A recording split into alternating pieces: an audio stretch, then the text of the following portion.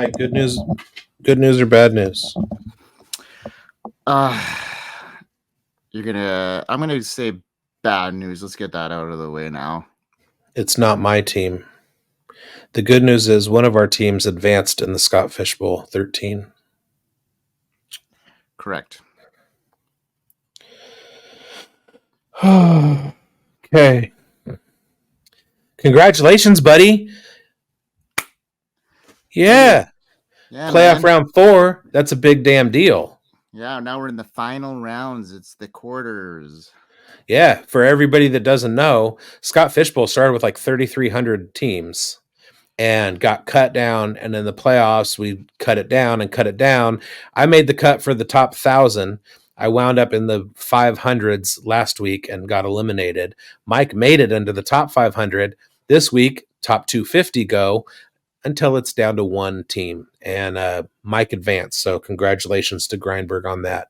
Let's get this fucking show started. Let's go. Let's go.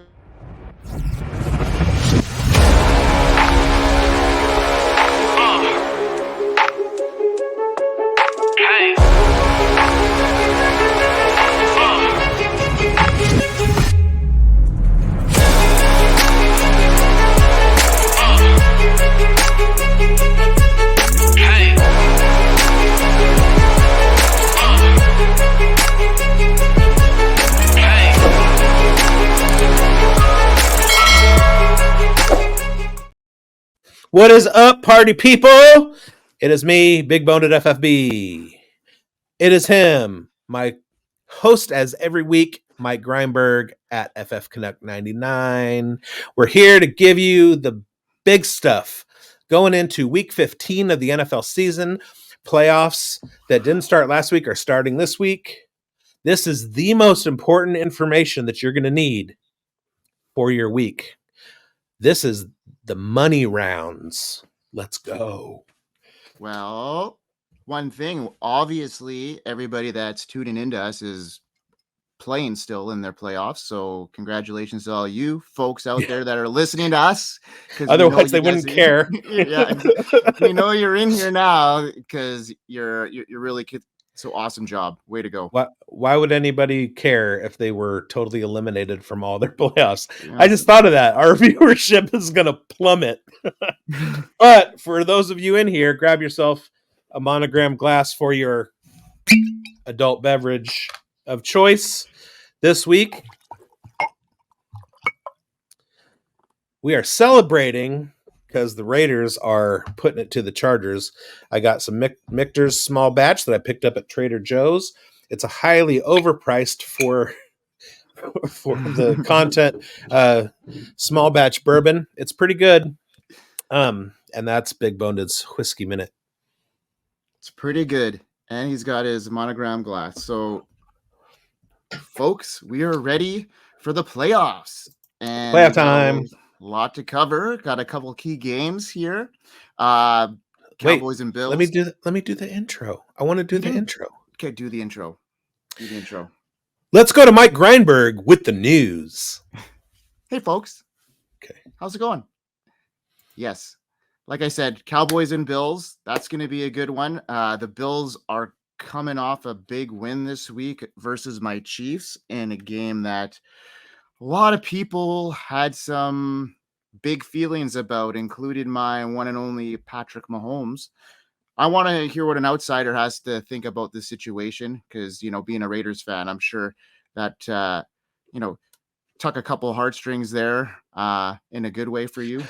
What were your thoughts? So, for two things. First, I didn't watch it because I was busy watching the shootout in Las Vegas between Minnesota and the Las Vegas Raiders that ended 3-0. So I was going to do a good news, bad news segment where the good news was one team only allowed 3 points. And the bad news is they were the one team out of 280 games where that team that allowed 3 points lost. And then in a video I did tonight for Player Profiler, I reminded the audience that the Raiders only allowed 3 points last week, so don't sleep on their defense. Okay, Number two, I don't think I'm the unbiased opinion that you want to hear about when Mhm. it comes to the Chiefs, especially watching the Chiefs as closely as I have over the years. I liken Patrick Mahomes to a LeBron James figure. Anything that happens, he's a whiner. Kelsey too. If there's any kind of like the most minimal amount of contact, he's bitching to the refs. So for him to go, somebody said this week that they thought his diatribe in the press conference was more directed at Kadarius Toney than it was at the refs, because the guy was offsides. Whatever you think about whether it should be called, whether it shouldn't be called, whatever, I understand from that position. Watching the Raiders and Chargers tonight, Michael Davis committed pass interference on 2 incomplete passes, and it wasn't called. Now, the refs will go, oh, well, it wasn't that egregious or whatever. The fact is, it was a penalty that wasn't called. So when you do that, then you have to maintain that consistency. It's a problem that was in the NBA for decades. When you decide that you're going to not swallow your whistle and actually make the call that you haven't been making, that doesn't look right. And I think that was Mahomes' point, is that, it, like, you guys tell us, hey, you need to back up or whatever. Nobody did, and then you called the penalty, and it was such a crucial time. I understand that argument. But when you start getting down to the brass tacks, Kadarius Toney was offensive offsides, and the play was incredible. Like, it was exactly what the Patriots tried to do last year when when Chandler Jones smushed Mac Jones into the turf. Jacoby Myers with like with the fumble Ruski thing. They tried to do the same thing, although that was a return instead of a pass play. But it was an incredible play. It was a moment of glory for Kadarius Toney that he's been waiting for a while. Um, I don't think there are any Kadarius Toney owners out there, but if there are, they were. Mhm. But the fact was, he was offsides. After that, you can't really say anything. So, I mean, that's my take, I guess. But if I was a Chiefs fan, I'd be like, yeah, but they don't normally call it.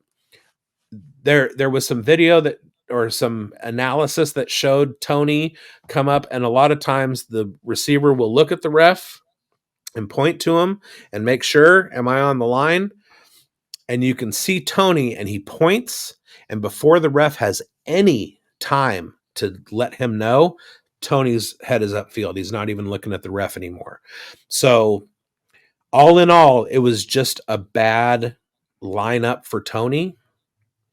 They made the right call, Mhm. but I'd be pissed if I was. I mean, I was. Yeah, I'd be pissed if I was a Chiefs fan. Yeah, I like the emotion there. I think it shows, his team that he's really frustrated. Like, that's all the whole year in a nutshell to me, and he was showing it to his team. Like, that was What are more they? of Eight him. and five. Yeah, I know, but they've been struggling. They should be. It's games like if you look at his completion percentage of passes over 20 yards, it's ridiculously low. He's not even a top 20 quarterback when it comes to that. So those are like big plays that he's missing because these guys aren't catching the ball. They're Mm-hmm. not in the right places, and it's frustrating him when he's used to winning Super Bowls. So I compare this and I relate this very similar to the days when Brady struggled, when things weren't great around him. He's showing that same drive, that same leadership that, you know, I think is going to turn around. Maybe not this year, but it's going to force, the Chiefs to make some big moves in the offseason to get him some Oh yeah, support. and we've talked about it on this show for Yep. weeks about how it all comes down to the receivers in that wide receiver room, Yeah. and Rashee Rice is showing himself to be really the only reliable one. Um, It took them all year to figure out to play him over 80% snaps. Last week was the first time all year. Can you believe that he played over 80% of the snaps? Like, Yeah, because that's the Chiefs' I MO. know, They do that with I know, everybody. yeah, I know, it's You get a ridiculous. rotation of 6 or 7 guys, and it's Yeah, like, you know, it makes it impossible in fantasy, and it's been a formula that has worked when you've had a Juju Smith-Schuster who was healthy, when you've had a Tyreek Hill who is unstoppable.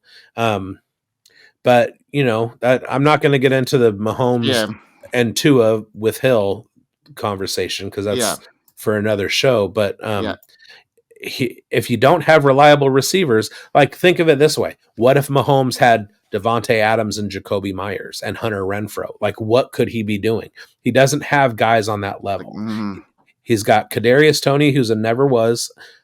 Even though I put faith in him for a couple years, he's got Marquez Valdez Scantling, who is aging, but was he really ever that great in Green Bay? He's got Justin Watson is like he's a nice piece. Rishi Rice, both of those guys look solid, but there's just not a focus in the offense on those guys.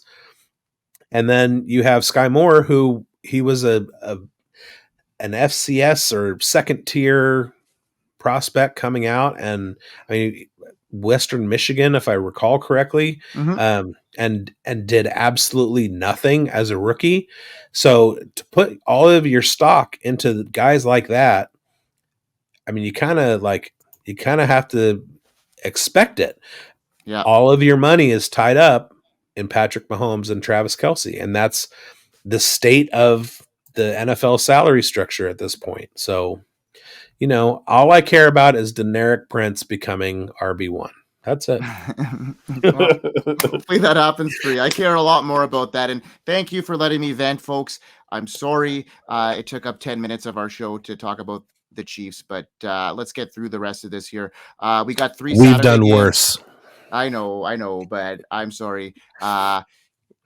We make it a Raiders Chiefs show for everybody because that's what we're all about. Hey, So it's part of the news.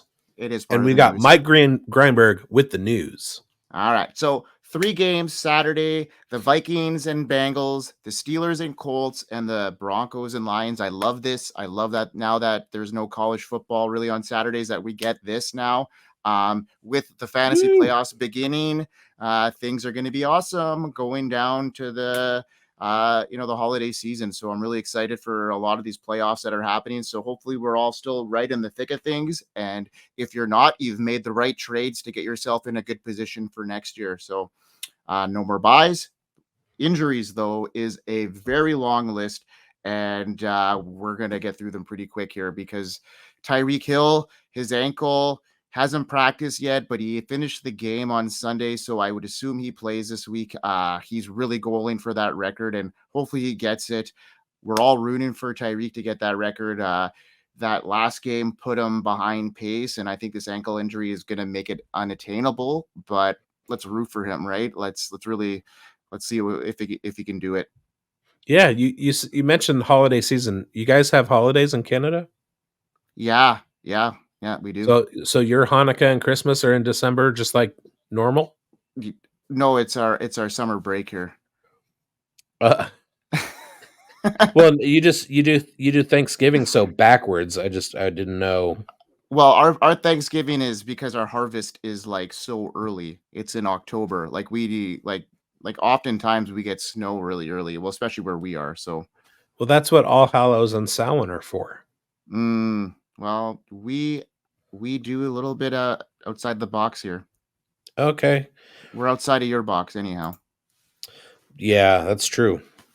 We have Jefferson with that nasty rib injury. Like that was a brutal ball that Dobbs threw to him.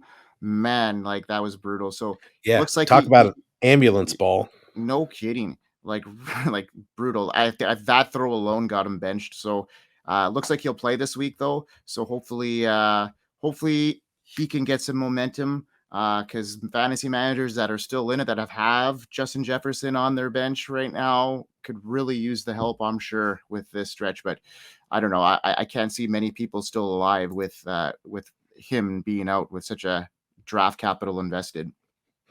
No, and it's a good matchup, so I would look for Addison uh, to have a good week. Pacheco, DNP, 2 days in a row. I am not looking for him to play this week. Another probably split between CEH and McKinnon. McKinnon looked like the better option last week, but the game script was more favorable to him. I think in a game where it's going to be a little bit more of a slower game in New England, I see CH getting more of an opportunity in this game. But I still think McKinnon is still a viable option as well if you're like flexing or whatever. None of these guys are startable in a RB2 position. Pacheco would be if he plays, but I don't think he is playing this week. It doesn't look like it, and it's just not a good matchup for McKinnon. Yeah, neither way. And CH might find the end zone on a punch in or something like that. McKinnon will still be the goal line guy. And the third down back, so there might be some value, but it's going to be more of an even split this week than it was last week. AJ Dillon came up with a thumb fracture, I guess, and then Aaron Jones looks like he's returning, so both are risky plays if either of them start. What are your thoughts on that backfield now? I hate it.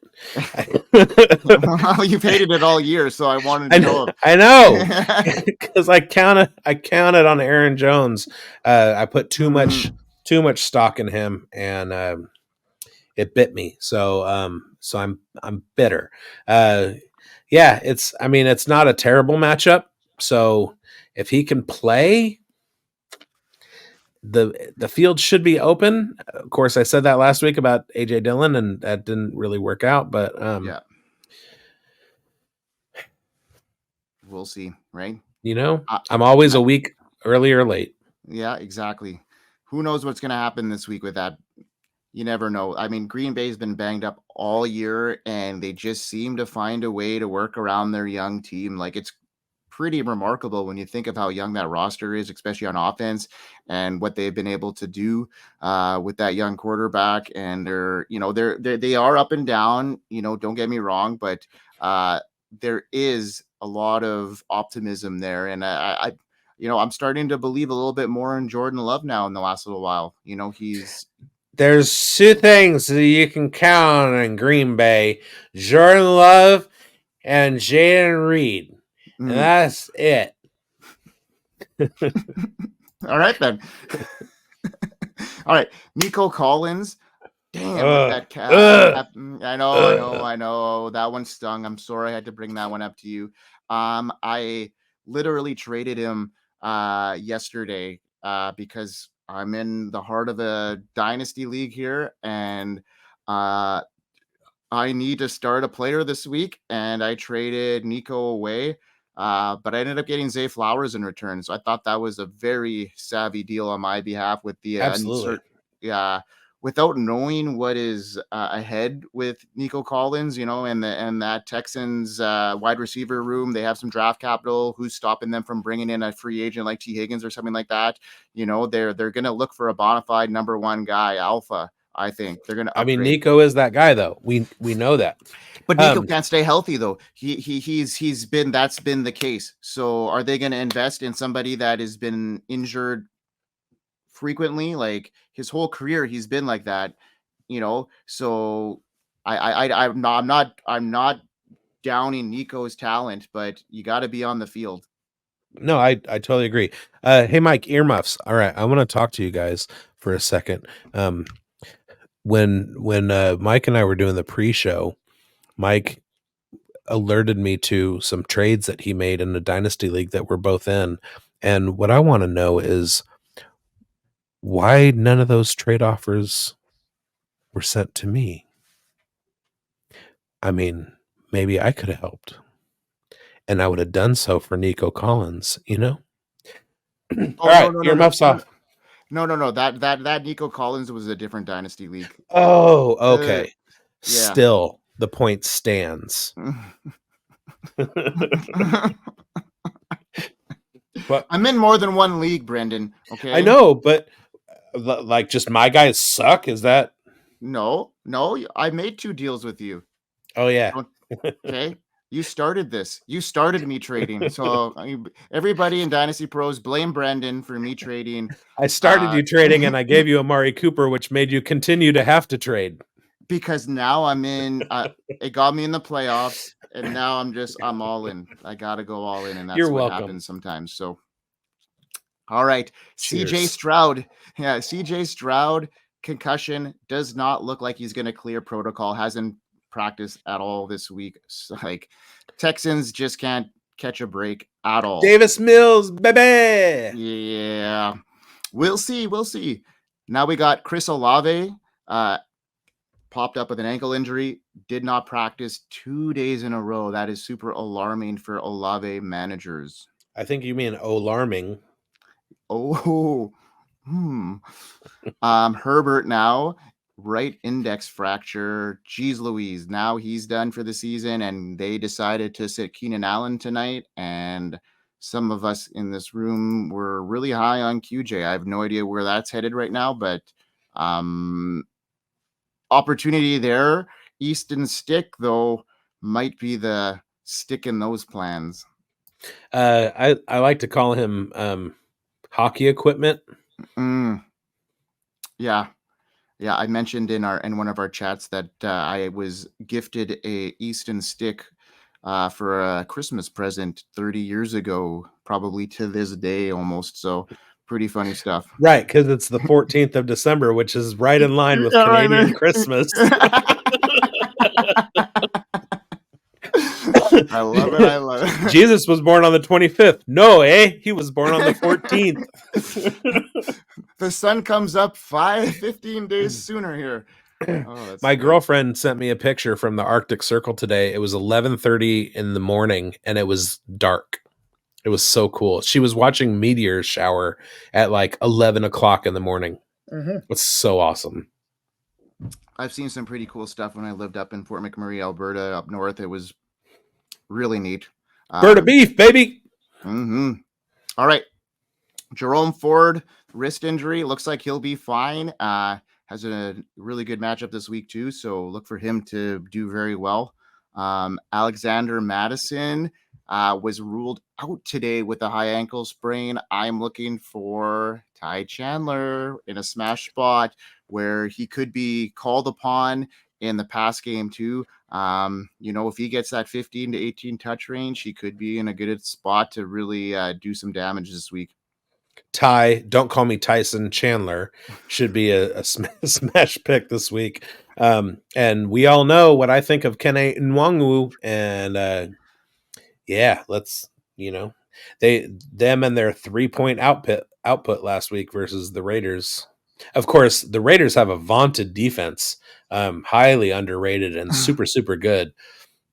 Just check out the Thursday Night Football scores if you want to know. Well, and same goes with those Vikings. That Vikings defense is on fire as of late. Mm-hmm. And they are shutting teams down. They're legit.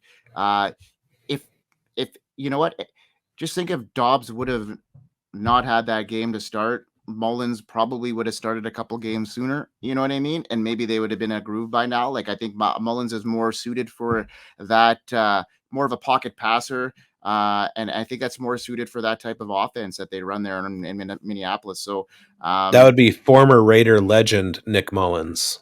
Thank you. Well, yeah, exactly. And we'll see what happens there. I'm optimistic. The Vikings are still in a playoff spot there. And if Mullins can come in and with Jefferson coming back and that defense playing high level, they could they could play a spoiler there. They could score 6 points this week. Who knows? Let's see. All right. Christian Watson, hamstring, does not look like he's going to play this week either. So look for Jaden Reed, who also is on the injury report now. So we'll see what happens there. Like, everybody's on the injury report. They should just report the people who are healthy in Green Bay and call it a day.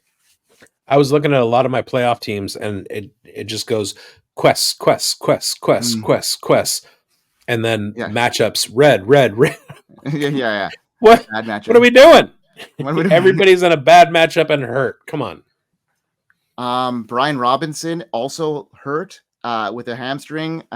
It's a 50-50 shot right now. Leaning towards sitting him, I think. Gibson is a good play there, but you also got to think about Chris Rodriguez, because they could be looking in the future now and seeing what they got in the young guy. He's a big power back. You never know. He might get some run in this game too if Brian Robinson is out. I think they know what they have in Chris Rodriguez, and he's a 1-for-1 swap with Brian Robinson if Brian Robinson can't go. Antonio Gibson's role is what it is. He's a third down back. He's a satellite. He was a wide receiver in college. He's underutilized. He should be more of a weapon in that offense, and it surprises me to no end that the Redskins. I just said that. Let's get an edit on that. Anyway, it surprises me to no end that Bieniemy hasn't figured out a way to make Antonio Gibson a total focal point in that offense. They know what they have with Chris Rodriguez, and he and Antonio Gibson have been flying in off the waiver wire in almost all of my leagues all week long. So, if you have Brian Robinson and you haven't handcuffed him with one of those two guys, shame on you. Shame. And shame on me for being old. I still maintain if they had just changed their logo to a potato, they could have kept the name. Yeah. All right. Well, we're going to talk about Marquise Brown now for the Arizona Cardinals with a heel injury. It does not look like he's going to play. He DNP'd 2 in a row here, but looks like Michael Wilson will play, and he's in a matchup that he had a really, really good game against the 49ers the last time they matched up. He had his best game of the year there. I don't know if you remember. I think he scored 2 touchdowns in that one. So look for him to maybe be a flyer in this one in a tough matchup against the run. And, obviously Trey McBride is going to be a smash play, I think, anywhere he plays moving forward. They are playing the 49ers, so hedge your excitement. So, yeah, Hollywood. I just dropped him and picked up Josh Palmer, and then my opponent picked up Hollywood. So we're both going to get 0 points out of that. And I like Mike Wilson. I like Trey McBride. I don't like players going against the 49ers. Yeah. Fair enough. Yep. It's not a good situation. But I do like those two moving forward. Yes. Oh, absolutely. Wilson and Dynasty, of course. Like he should be fairly cheap, and at some point, he's going to be the number one target in Arizona. Well, maybe we should talk after this about a potential trade, because he's on my Dynasty Pros lineup, and I might need to upgrade in another area, if you know what I mean. So we'll talk a little bit later. All right. No, let's do it live. Let's do it in the video. Yeah. Studleys and Dudleys, bro. Let's do it. Hang on. Hey, producer, go ahead with the card. All right. It's time for Studleys. My Studley this week is going to be Dangerous Russ Wilson. Now, I know what you're thinking. Hey, he was quarterback 15. Yeah, but we're talking Superflex here. That's a good play. I told you to start him. If you started him, that's a good play. So, Studley Dudley. My Studley is, I told you to start Rashee Rice, and I told you he would score, and he would finish as a top 20 wide receiver. Nice. Nailed it. Boom. Shakalaka. Hey, Mike. Yes. Guess what time it is? Tool time. It's time for Dudleys. Yeah. All right. I only have like 1 or 2 Dudleys to choose from. So, I'm going to go with my. We're trying ultimate Dudley call of Jags quarterback. I honestly did not think that Trevor Lawrence was going to have a good game last week, and Yep. he wound up as quarterback 5. So, I knew he was going to start, and I told you guys he was going to start. He was going to play, and he was going to be fine with his ankle. I just didn't see him doing much. QB5. Well, Suicide jokes aren't funny. If you are depressed, if you feel suicidal, please call the suicide hotline. all right. Well, my Dudley call was pretty Dudley, and I'm sorry. I told you to sit a Matthew Stafford, who finished the week as the QB4, and he just torched in a really high scoring game, which I just didn't think was going to happen. So I apologize for that one. And I listened to you, I think. I'm sorry. No, it's okay. That's the thing about fantasy football. Ownership. You got to take ownership. You got to take accountability. There are analysts out there, and there are some analysts that told you last week to bench Stafford, and there are some analysts last week that told you to start Stafford. And ultimately, it comes down to you making the decision. It's not about the analyst. It's about you. We do the best that we can. We look at the analysis. We make the best prediction we can based on what's most likely to happen. But ultimately, it's your decision. You can listen to us. We hope that you listen to us because more often than not, we are correct. We win leagues for a reason. However, we're often wrong because life gets in the way. Perfect example. Last year, I go into the championship week. I have the Denver defense. The Denver defense is the number 1 fantasy scoring defense for the entire year of 2022. They're playing the Seahawks. The Denver defense gets me -6 points. I lose by less than a point. I win my league if I don't start any defense. It's all about good process. It's all about what's most likely to happen. It was not likely to happen that Denver was going to score -6 points. They were the number 1 ranked defense, number 1 scoring defense in fantasy points for 16 games in 17 weeks or 15 and 16, whatever. That's not the point. We do what we think is best. We go with our best process. And then stuff happens like CJ Stroud getting his bell rung, Nico Collins going out, Mike Evans not being able to be found by a short little bake. Those things happen. So, ultimately you make the decision. That's what we're doing here. We're doing the work so that you can make your best decision. Agreed. Thanks for that. Hey, no problem. Starts and sits. Let's do it. Let's do it. And hey, Mike, trivia question for you. Sure. Two of the greatest, two people who are considered to have the greatest. Let me ask this a different way. I'm thinking of 2 Dodger pitchers right now, Sandy Koufax and Clayton Kershaw. Okay. What is it that they are and were good at? Pitching. What specifically about pitching? Spitting. The curveball. The curveball. The curveball. You're throwing a curveball right now?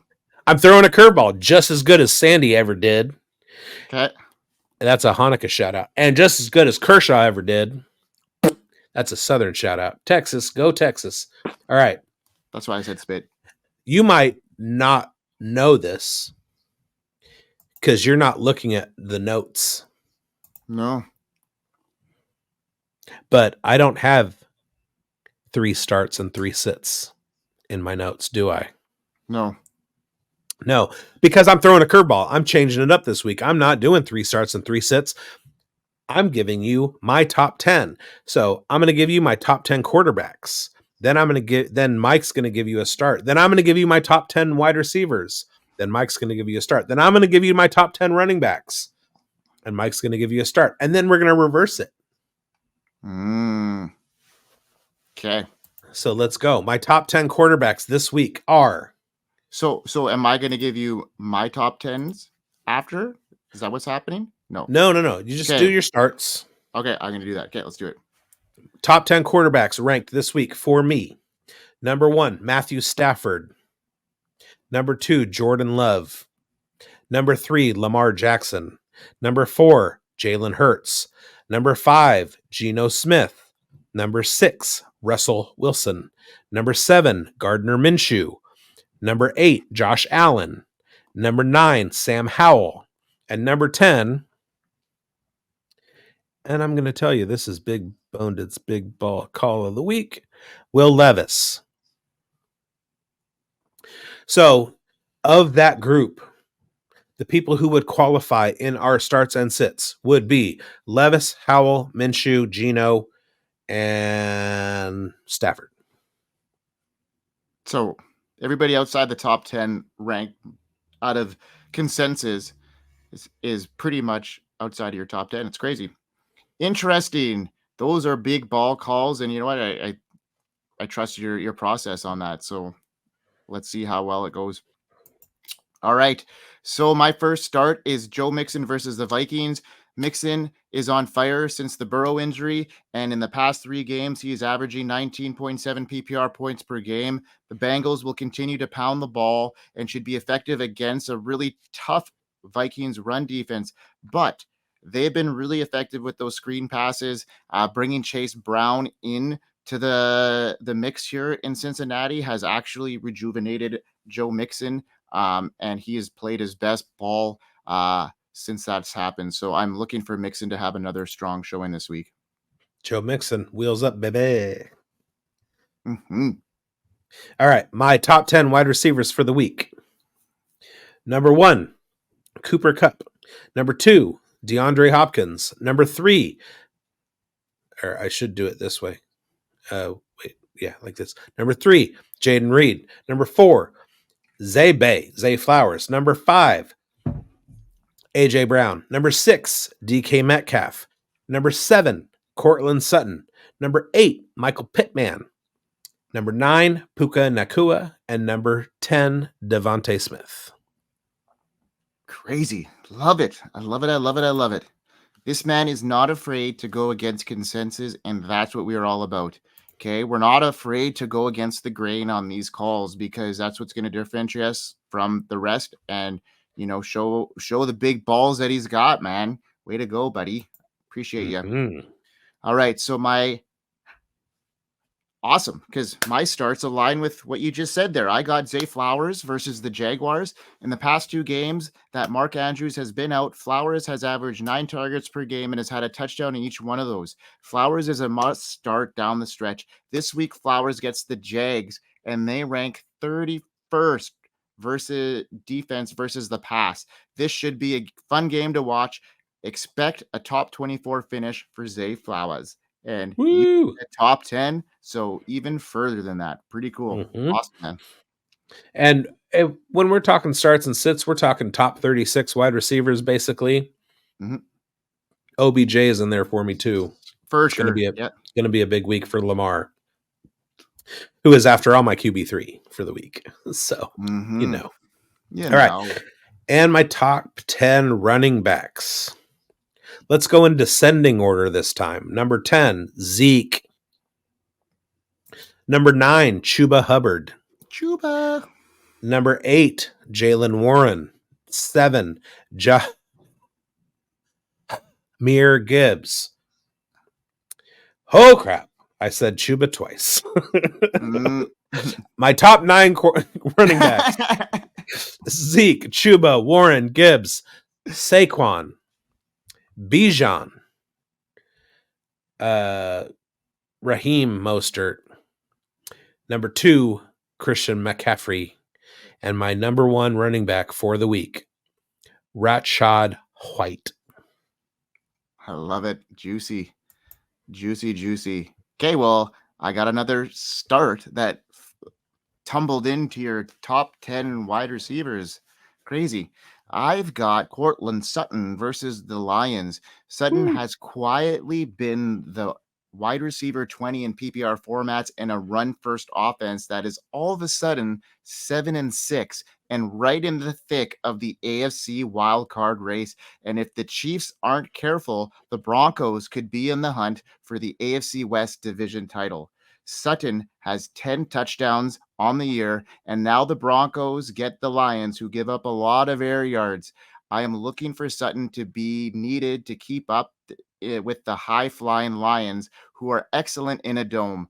Sutton will finish once again as a top 20 wide receiver. There are 32 teams in the NFL. There are 29 that I don't hate as much as the Broncos.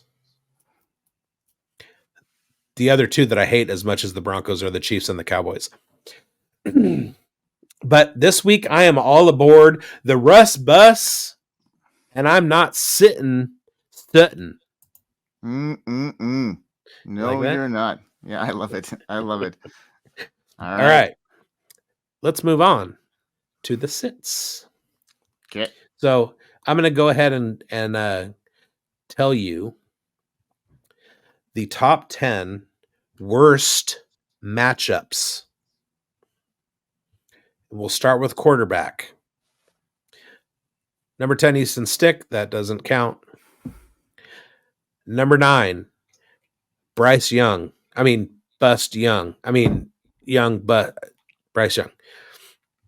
Number 8, Baker Mayfield. Number 7, Josh Allen. Number 6, Tommy Cutlets.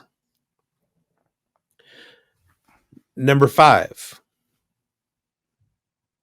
Trevor Lawrence. Number 4, Bailey Zappi. Number 3, Justin Fields.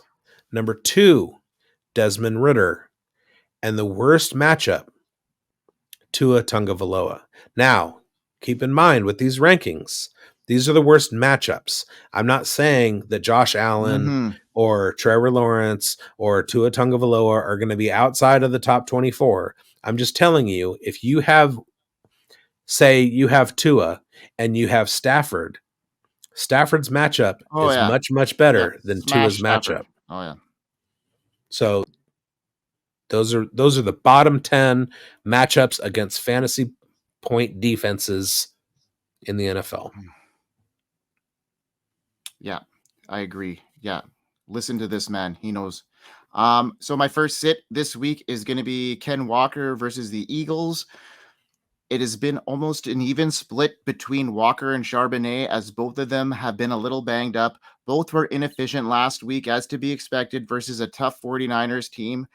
It doesn't get any easier for Walker when he faces the Eagles, who only give up an average of 94 yards per game on the ground.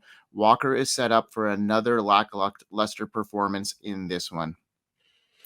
Yeah, and just like we had in our starts when I was giving my top 10s, and you were saying, hey, I got guys on that list.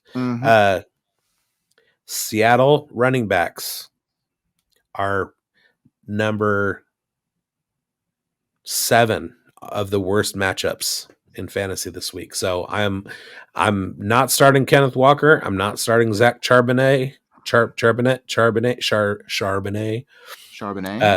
Running back Zach Charbonnet. I'm not starting him. So it's a bad matchup. So you nailed that one. All right. My bottom 10 matchups for wide receivers. Number 10, Josh Palmer. And when I last checked, he had 0 points. So nailed it. Number 9, Adam Thielen. Number 8, Mike Evans. Going from bad to worse. Number 7, Stephon Diggs. Number 6, Wan'Dale Robinson. Number 5 is next. Calvin Ridley. You can count up next time if you want. Okay, like if that's easier for you, then It's easier, but I'm gonna stick it. I'm gonna Yeah, stick it through. you're gonna nail it. That's what. Number 5, Calvin Ridley. Number 4, Demario Douglas. Number 3, Deontay Johnson. Number 2, Drake London. And number 1, Tyreek Hill. Mm-hmm. On top of the fact that Tyreek sprained his ankle last week, only played for 1/3 of the game, and sunk me in the 33rd team Josh Larkey league. He's also got the worst matchup for wide receivers this week. Yeah, So well, I'm not saying Tyreek Hill is a sit, but I'm not saying it either. I'm gonna go one here then because I got a sit that kind of falls into place in that one. I'm actually sitting Jalen Waddle this week. Uh, the Jets are playing lights out. They will have a hard time. Well, supposedly have a hard time stopping Tyreek Hill, even with his ankle injury. Waddle will struggle in this divisional game against the second-ranked passing defense. Waddle struggled against the Titans. Look for a similar game this week for Waddle.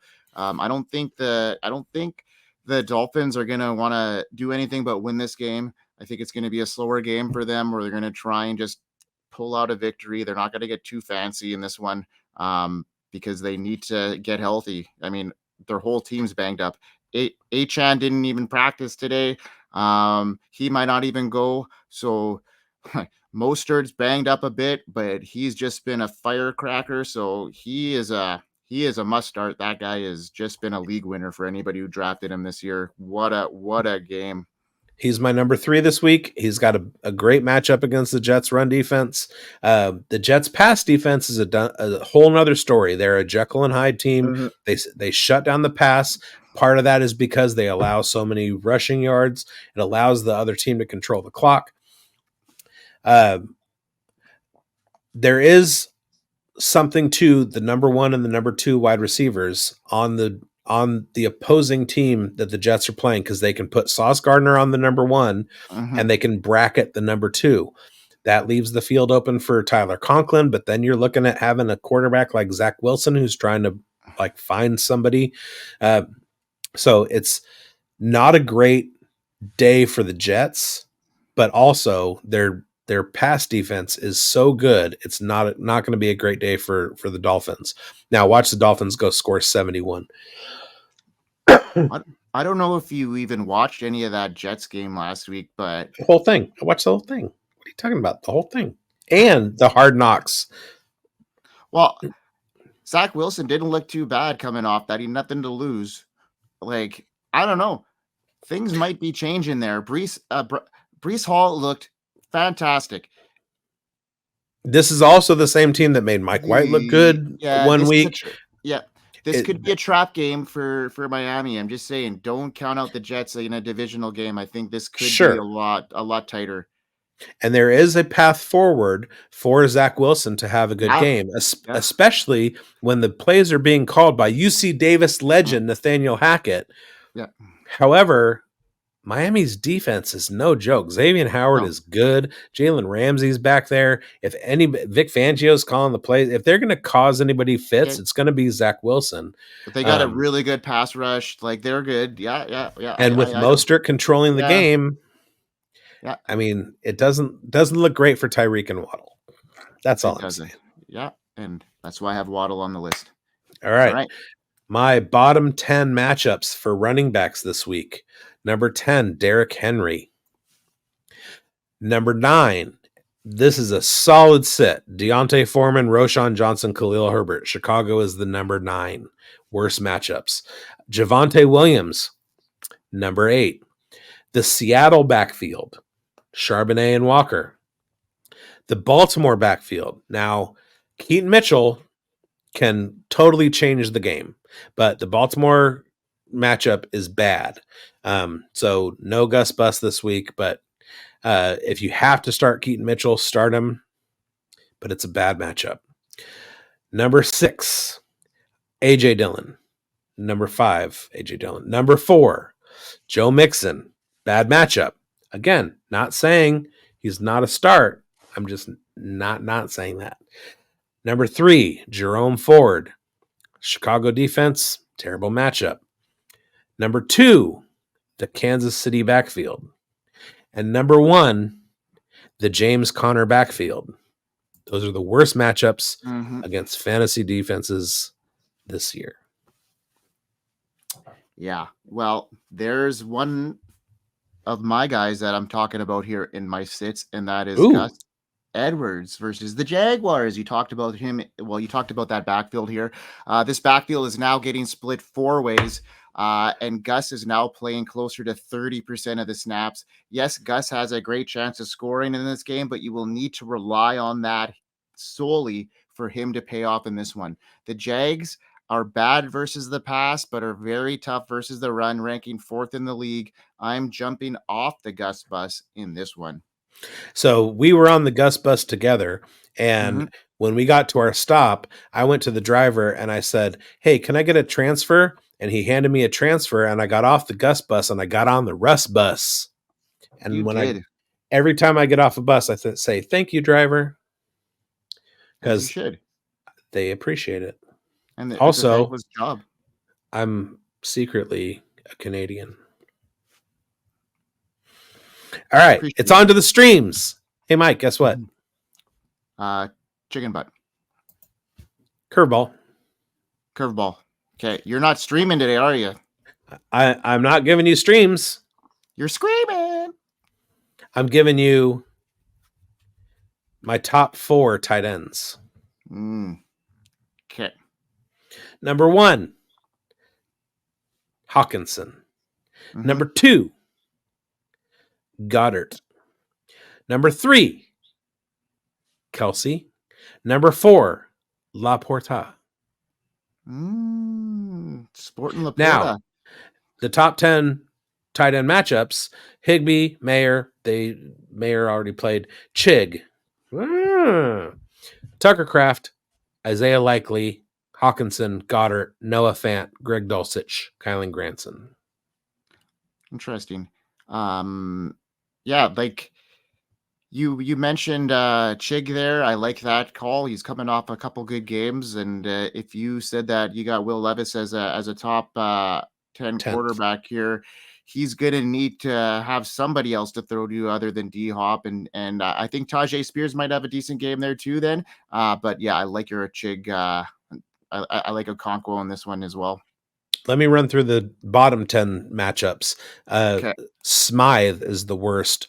Pitts, Kmet, Hunter Henry, Evan Ingram, Darren Waller, Dalton Kincaid. That's if Waller comes back. Otherwise, it's Bellinger. Evan Ingram, Darren Waller, Kincaid, Otten, Tremble, and Everett. Okay. Well, I'm going to give you a streamer here, and that is Tucker Kraft versus the Buccaneers. Taking the Musgrave role, Kraft has actually played more than Musgrave did when he was in the starting role. In each of the last games, Musgrave has been out. Kraft has played over 90% of the snaps. He actually played 100% of the snaps last week. So this week, Kraft is up against the Bucs, who aren't very good versus opposing tight ends. Kraft should creep into the top 10 this week, is what I'm thinking.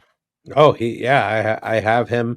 He's the 4th best matchup. He would have definitely, if I had given you more than 4, he would have been in that top 10 easily. All right, streaming defenses. Now, again, some of these are already going to be rostered, but consider the ones that aren't rostered or that are on the waiver wire to be streams. Number 1, the Saints. Dolphins, Falcons, Rams, Chiefs, Browns, Bears, Chargers. How'd that work out for you? LA, Houston, and Cincinnati. Oh, you're so good at dishing out the dirt, eh? You love it. It's called Schadenfreude or Schadenfreude. I love when there's a special place in my heart for the San Diego Chargers of Irvine of Los Angeles. And that's because my grandfather helped build the original Jack Murphy Stadium where the San Diego Chargers, after they were the LA Chargers, played, and then they moved back to LA, became the LA Chargers. And the Chargers were always my grandmother's favorite team. So, for my grandma, there's a little piece of blue. Also, I think that their alternate uni is the navy with the yellow stencil. Yeah. That's like the best uniform in football. So little piece of me doesn't hate the Chargers as much as the Chiefs and Broncos, but I always take much pleasure in the demise of my AFC West divisional opponents. I've got a Melvin Gordon jersey in my closet from the old San Diego Charger days. Mm-hmm. I can represent. Even in my division, you could still do that, right? Oh, yeah. Hunter Henry, Woo Pig Sooie, former Arkansas tight end. And, hey, I liked him when he was with the Chargers. Kellen Winslow was one of the first NFL players that I liked. I remember Dan Fouts and Kellen Winslow hooking up and that kind of thing. So, I don't hate the Chargers as much as I hate other teams. All right, so I got my defensive streamer here, and it's the Colts. They've not been very good, but they do get Trubisky this week, and the Steelers are bad. So I'm going to say Trubisky is good for at least 1 or 2 picks. So I'm going to go with the Colts. That might turn into a shootout just because Minshew's going to be slinging it.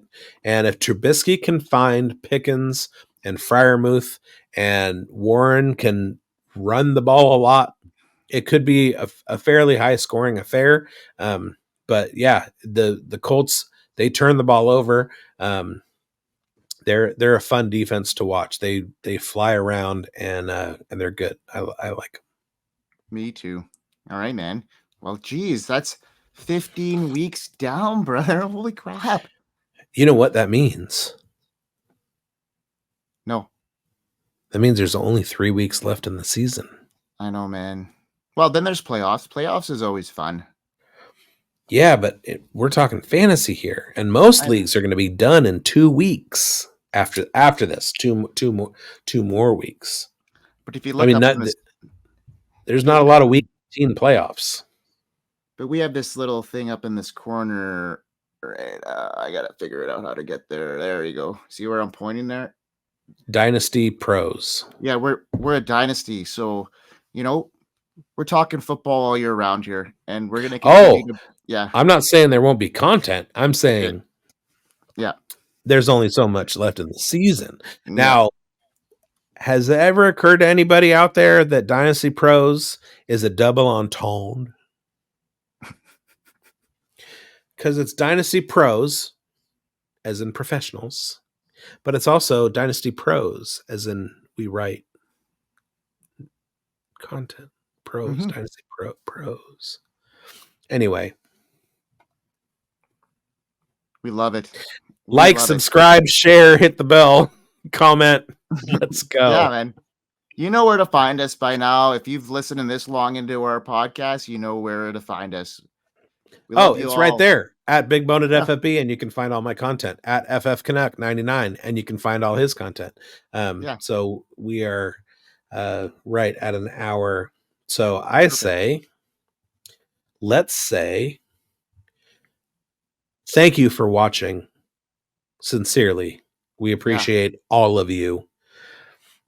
I hope you win. Yeah, playoffs. Peace out. Let's go.